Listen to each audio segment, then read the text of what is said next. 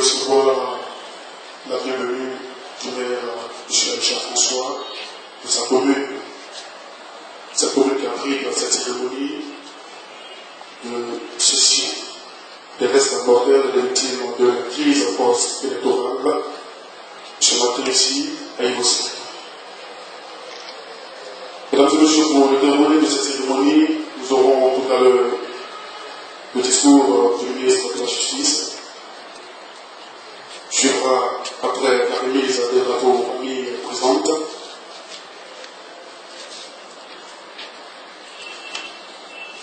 Dans le déroulé également, mesdames et messieurs, nous aurons la présentation personnelle de condoléances du ministre. Commune de Trècheville, monsieur le représentant du district, le vice-gouverneur, mesdames et messieurs, l'ambiance qui prévaut dans cette assemblée montre à quel point cette cérémonie est chargée de souvenirs douloureux et d'émotions. Au moment où ces corps sont exposés devant nous, nos pensées sont tournées vers toutes les personnes que nous avons eu la douleur de perdre à l'occasion de la crise post-électorale. C'est pourquoi je vous prie de bien vouloir vous tenir debout pour qu'ensemble nous observions une minute de silence à leur mémoire.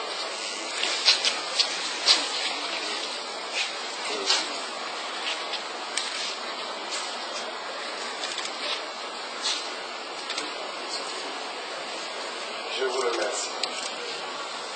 Mesdames et messieurs, habituellement, nous nous retrouvons dans l'établissement qui nous accueille ce matin pour des veillées funèbres et des cérémonies de levée de corps.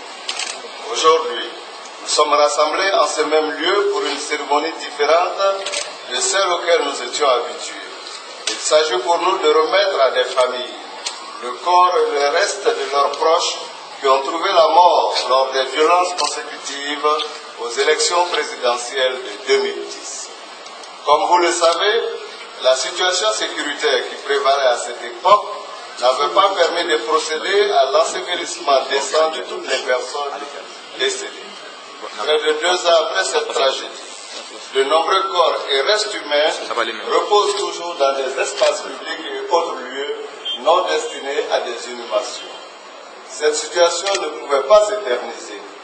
Pour permettre aux familles de faire leur deuil, à la justice de faire son travail en vue de la manifestation de la vérité et à l'État de recréer un cadre environnemental sain, le gouvernement a décidé de faire procéder à l'exhumation de tous les corps et restes humains. Il y a exactement 1 mois et 3 semaines, le jeudi 4 avril 2013, la cérémonie de lancement officiel des opérations d'exhumation a eu lieu dans la commune de Yopougon. Ces opérations prévues pour durer plus de 12 mois se feront par étapes. Il ne serait donc pas judicieux d'attendre leur fin, soit dans 1 an au moins, pour remettre les corps et restes humains identifiés aux familles, au risque de prolonger inutilement leur peine, leur souffrance. Depuis le début de l'opération, il a été procédé à l'exhumation de 40 corps et restes humains, dont 22 sont identifiés et 18 non encore identifiés. C'est à la remise de ces 22 corps identifiés que la cérémonie de ce matin est consacrée. Un événement aussi important ne pouvait avoir lieu dans la discrétion. Le gouvernement a voulu qu'elle se fasse publiquement dans le cadre de cette cérémonie solennelle. Au nom du président de la République, du Premier ministre et du gouvernement ainsi qu'à mon nom propre, je vous remercie de tous d'avoir pris part à cette cérémonie. Votre présence très nombreuse à nos côtés en ce moment pénible et mémorable est à la mesure de l'importance que le gouvernement accorde à l'événement qui nous rassemble ici et qui restera dans l'histoire. À vous, les membres des familles éplorées, qui allez recevoir les dépouilles de vos proches identifiés après exhumation, je présente les sincères condoléances du président de la République, du Premier ministre, du gouvernement et de toutes les populations de Côte d'Ivoire. Jusqu'ici, ceux que nous pleurons avec vous aujourd'hui étaient considérés comme des disparus. Leurs décès sont maintenant confirmés et vous êtes inconsolables. mais nous vous invitons à relativiser votre douleur. Ce qui s'est passé est irréversible, quoi que nous fassions. De plus, vous avez des raisons de vous consoler en songeant à tous ceux qui sont morts durant la crise et dont les corps ne seront jamais retrouvés pour bénéficier d'une sépulture. Le gouvernement, par ma voix, vous invite à sécher vos larmes et vous donne l'assurance que tout sera mis en œuvre pour que la vérité se manifeste et que justice soit rendue à ceux qui ont été si brutalement arrachés à votre affection. À vous tous qui attendez encore d'être situés sur le sort de vos proches disparus à l'occasion de la crise, je souhaite du courage et de la patience. Notre vœu est qu'ils fassent partie de ceux qui ont fui les violences post-électorales et qui n'ont pas eu la possibilité ou la présence d'esprit d'entrer en contact avec leurs proches. Mais pour ceux qui malheureusement sont au nombre des personnes décédées, toutes les dispositions ont été prises pour que le maximum de corps et des restes humains exhumés puissent être identifiés et remis aux familles. Mesdames et messieurs, la présente cérémonie est pour nous tous une occasion d'échange de compassion. Elle est une occasion d'échange de compassion en ce sens que le deuil qui a frappé notre pays suite aux violences post-électorales est un deuil national. Tous, nous avons perdu des compatriotes, des autres, mais aussi des parents, alliés, amis, collègues ou connaissances. De ce fait, que nous ayons des proches parmi les disparus ou non, nous sommes tous dignes de compassion. Je vous exprime celle du président de la République, du Premier ministre, du gouvernement ainsi que la mienne.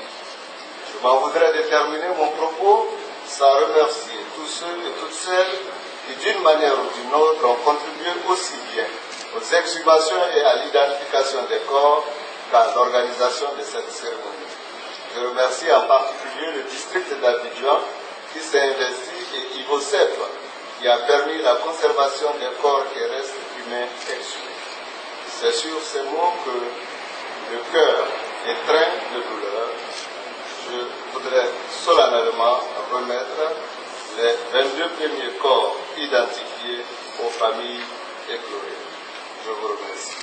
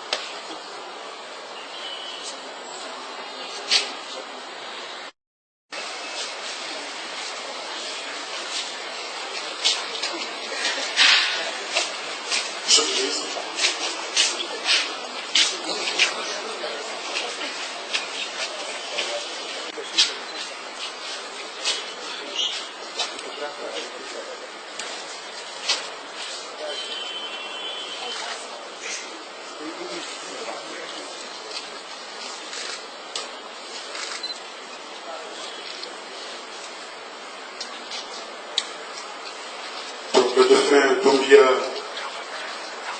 Non, Kamaké Siaki.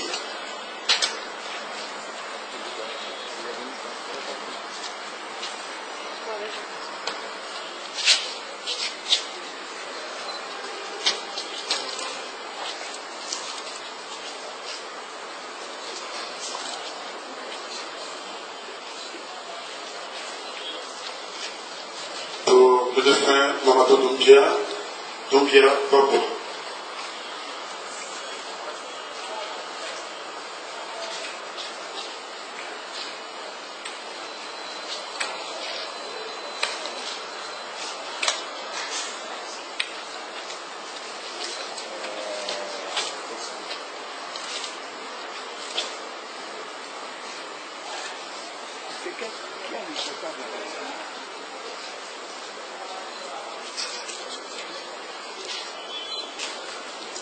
Donc le défunt Fofana Mamadou, M. Moussa Fofana.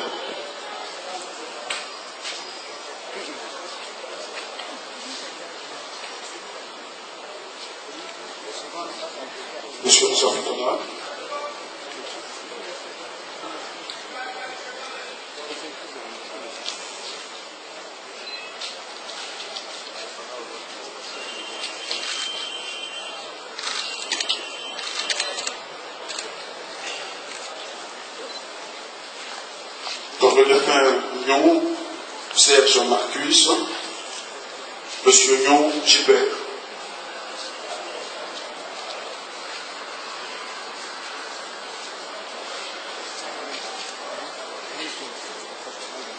Effectivement.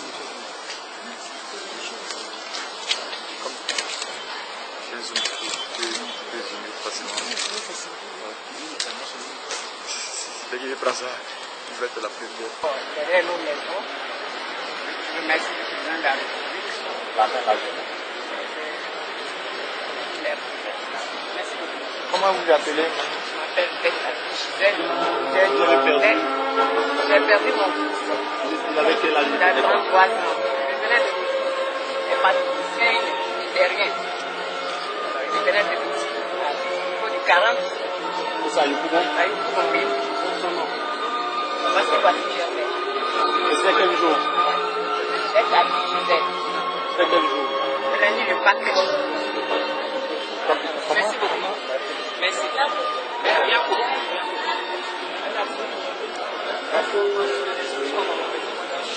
Voici, je vais faire. C'est à Gisèle.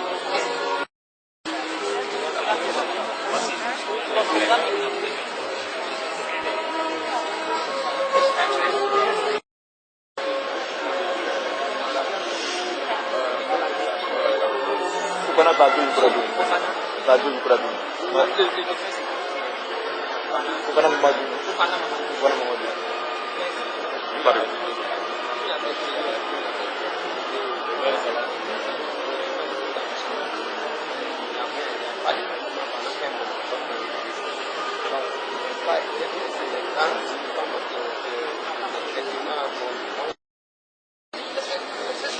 Le corps de votre frère, j'imagine qu'il est resté enterré pendant 2 ans. 2 ans. Vous pouvez expliquer ça? Bon, il a été assassiné. Le lendemain, ses enfants et moi, nous l'avons inhumé dans la cour familiale. Parce qu'elle a une très grande cour. Ce jour-là, on ne pouvait pas sortir pour aller l'enterrer. Donc, j'ai enterré dans la cour familiale. C'est vrai que dans ces derniers temps, l'ONUCI et la police sont venus nous voir pour dire qu'il a été décidé au niveau de l'État qu'on exhume tous les corps. Chose que nous avons acceptée. L'exhumation du corps. Est-ce que vous êtes dit de quoi votre frère était mort? Qu'est-ce que ça veut dire la cérémonie de deuil? La cérémonie d'aujourd'hui, je pense que c'est la reconnaissance de l'État à tous les martyrs, je l'appelle martyrs parce qu'ils ont été tués pour une cause. Les gens l'avaient indexé comme un pro-Ouattara. C'est là les gens sont venus tuer. Aujourd'hui, je pense que vraiment la cérémonie qui vient d'avoir lieu, c'est une reconnaissance vis-à-vis de nos parents qui sont morts pour une cause noble. Parce qu'aujourd'hui, la Côte d'Ivoire est libérée. On est libre de circuler aujourd'hui dans la Côte d'Ivoire sans crainte à cause du président actuel. Donc, quelque part, ça me réjouit un peu.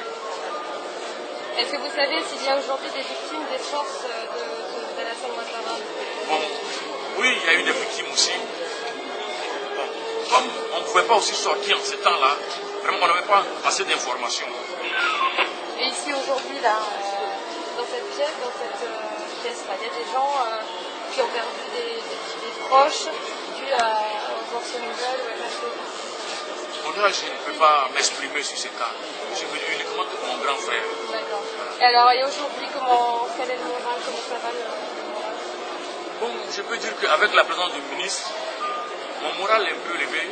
Je sais qu'au moins quelque part, l'État de Côte d'Ivoire reconnaît quand même les victimes de la crise post-électorale.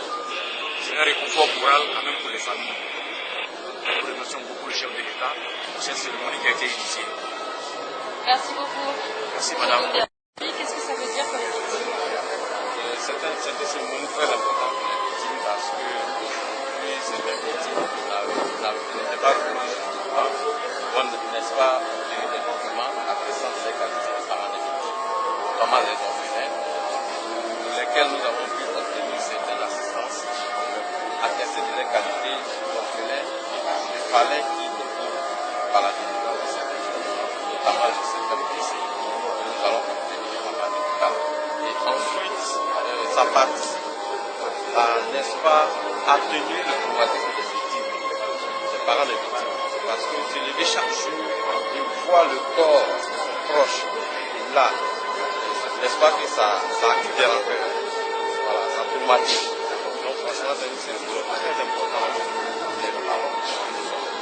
Vous pensez que c'est un début de justice ou de réconciliation dans le pays? C'est les premiers corps qu'on rend de cette manière. Oui, c'est effectivement un début de justice. C'est pourquoi j'appelle le gouvernement ivoirien qu'il est temps d'emboîter le pas à la CPI, n'est-ce pas, pour faire connaître, trancher certaines questions de violation grave des droits de l'homme qui a eu lieu en Côte d'Ivoire. Et puis, il faut que le gouvernement aussi soit, n'est-ce pas, beaucoup regardant vers la situation sociale délétère des parents des victimes. Aujourd'hui, des femmes se retrouvent avec 4 ou 5 enfants. Elles n'ont pas de revenus. Vraiment, c'est difficile. Il y a certains cas comme nous avons vu des mères de famille vraiment délaissées qui sont obligées de mendier devant les mosquées, devant les églises pour assurer le quotidien de leurs familles. Nous interpellons justement le gouvernement. Franchement, il est temps maintenant qu'il soit beaucoup plus regardant vers le bien-être social des parents des victimes. Ça va participer n'est-ce pas, à soulager les souffrances et puis permettre d'offrir la tolérance de pardon de l'éducation qui ne peut s'obtenir sans la justice et la manifestation de la justice. Merci beaucoup.